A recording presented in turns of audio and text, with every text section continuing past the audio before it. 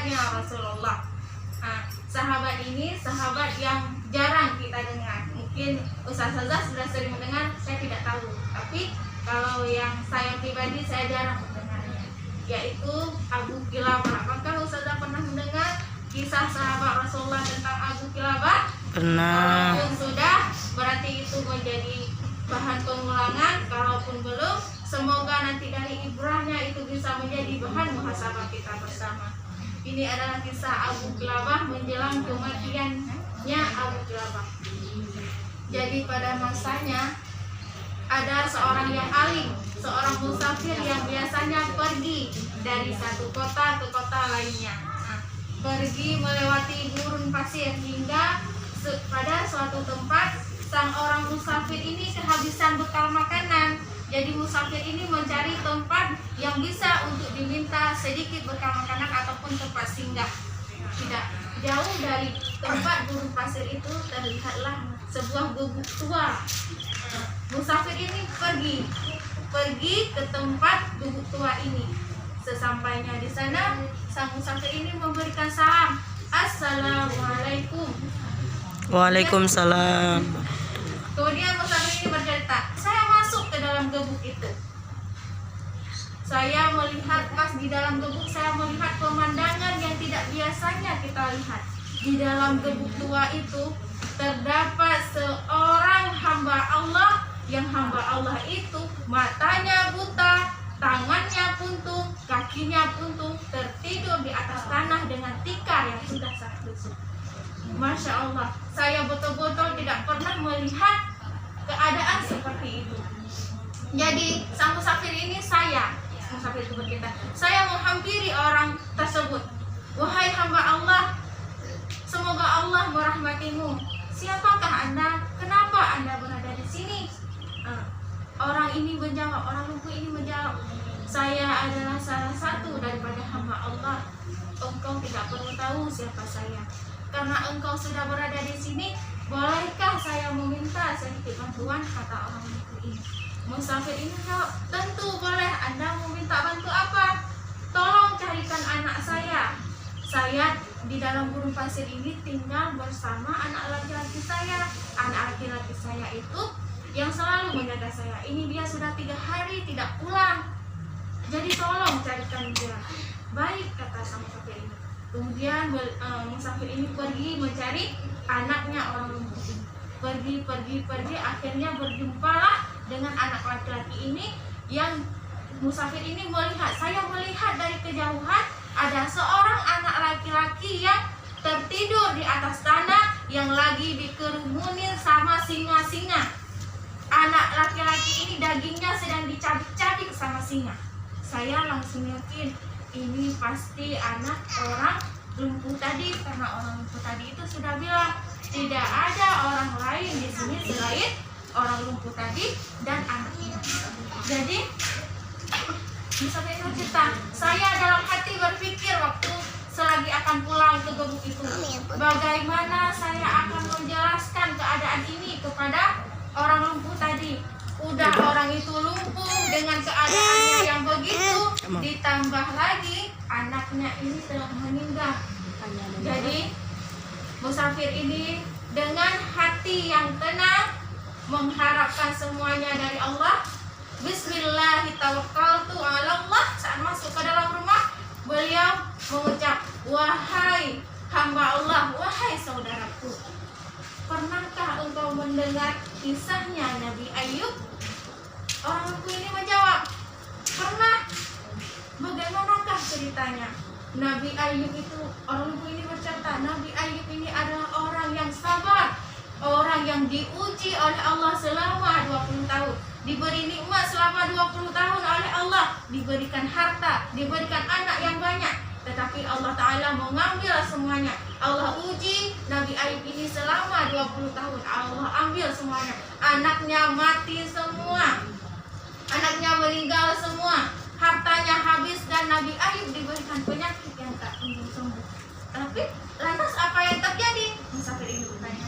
Orang lumpuh ini menjawab lagi, Nabi Ayub bersabar. Lantas apa lagi yang terjadi? Karena sabarnya Nabi Ayub, Allah menggantikan semuanya. Ya orang lumpuh.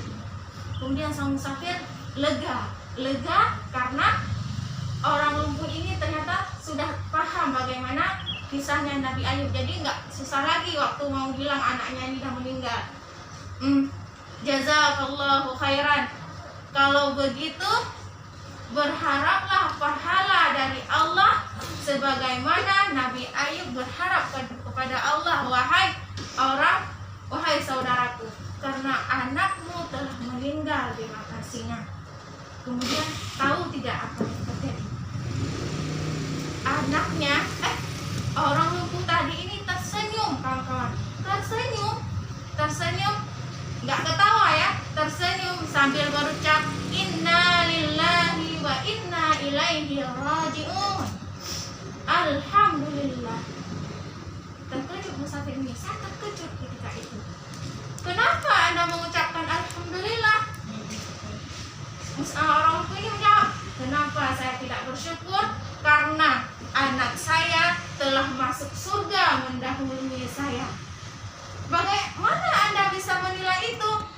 Saya yakin karena saya tahu anak saya adalah anak yang taat beribadah kepada Allah dan dia adalah anak yang berbakti kepada orang tua. Jadi saya yakin akan jadi Allah akan hal tersebut. Nah, kawan-kawan, lihatlah bagaimana prasangka baiknya orang lumpuh ini. Kemudian orang lumpuh ini berucap lagi, alhamdulillah atas segala nikmat Allah yang Allah berikan kepadaku. Musafir ini tambah heran karena imannya orang ini. Heran, kuat sekali iman orang ini. Nikmat apa? Kata orang musafir ini. Sedangkan yang musafir ini lihat orang ini nggak punya apa-apa. Nikmat apa? Allah Ta'ala, alhamdulillah, nikmat Allah dengan lisan yang bisa bersyukur saja itu adalah salah satu nikmat Allah yang tak terkira, yang gak bisa dihitung katanya. Masya Allah, dengan lisan yang bersyukur saja orang lumpuh ini sangat bersyukur kepada Allah. Itu katanya nikmat yang luar biasa. Bayangkan kita yang dari kaki sampai kepala utuh, malu sekali kita kalau kita masih ada rasa mengeluhnya. Sedangkan ada seorang hamba Allah yang di gurun pasir yang tak punya apa-apa, cuma punya lisan. Itu dengan lisan itu bisa bersyukur, itu merupakan nikmat yang luar biasa. Kemudian tak lama kemudian karena fisiknya yang memang sudah tua, beliau berucap inna lillahi asyhadu an la ilaha illallah wa asyhadu anna muhammadar rasulullah. Kemudian meninggal dunia. Musafir ini tambah bingung lagi. Udah berjumpa dengan orang yang imannya sangat kuat di gurun pasir, udah nggak ada orang, ini gimana cara mengkebumikannya? Bingung kan? Jadi musafir ini keluar mencari bantuan, barangkali ada orang yang lewat, pergi. Akhirnya ada 4 orang penunggang kuda yang lewat. Musafir ini berlari mengejarnya, memanggil, berteriak-teriak. Akhirnya 4 orang ini yang pakaiannya gagah seperti pejabat lah katakanlah kan, menghampiri. Kenapa engkau memanggil kami? Apa yang bisa kami bantu? Nah, jadi musafir ini bercerita, tolong bantu saya. Di gubuk yang jauh sana ada 1 orang yang meninggal. Orang tersebut sangat kuat imannya. Tolong bantu saya untuk mengkebumikan orang tersebut. Jadi 4 orang ini ikut bersama musafir tadi pergi ke gubuk tersebut. Sampainya di sana, karena mayatnya sudah ditutup, 4 orang ini membuka kainnya. Saat membuka, 4 orang ini mencium-cium mayat tersebut. Musafir ini tambah heran. Wahai saudaraku, siapa itu? Kenapa engkau mencium-cium mayat tersebut? Wahai saudaraku, kata 4 orang tadi, tidak tahukah engkau siapa dia? Tidak, demi Allah saya tidak tahu siapa ini. Beliau adalah Abu Kilabah. Abu Kilabah merupakan salah satu sahabat Rasulullah yang masih hidup. Dan sekarang beliau telah meninggal. Kami sudah bertahun-tahun mencarinya. Khalifah menyuruh kepada kami untuk mencarinya untuk dijadikan hakim. Tapi Abu Kilabah enggak mau. Makanya Abu Kilabah pergi mengasingkan diri supaya tidak ditemui sama khalifah ke dalam gurun pasir. Beliau katanya nggak mau karena nggak mau dihisab karena menjadi hakim. Itu berat tanggungannya, nggak mau. Abu Kilabah nggak mau dihisab karena itu. Bayangkan kawan-kawan, nggak mau Abu Kilabah. Padahal orang-orang tahu Abu Kilabah itu orang yang sangat alim, orang yang sangat adil dan bijaksana. Tapi Abu Kilabah tetap tidak mau. Jadi kawan-kawan, apa yang bisa kita ambil ibrah daripada kisah ini? Yang pertama, sabar. Sabarnya Abu Kilabah. Bisa nggak kita belajar sabar dari Abu Kilabah yang fisiknya tidak utuh, tetapi beliau tidak pernah mengeluh sama sekali. Tidak pernah, saya kurang ini, saya kurang ini.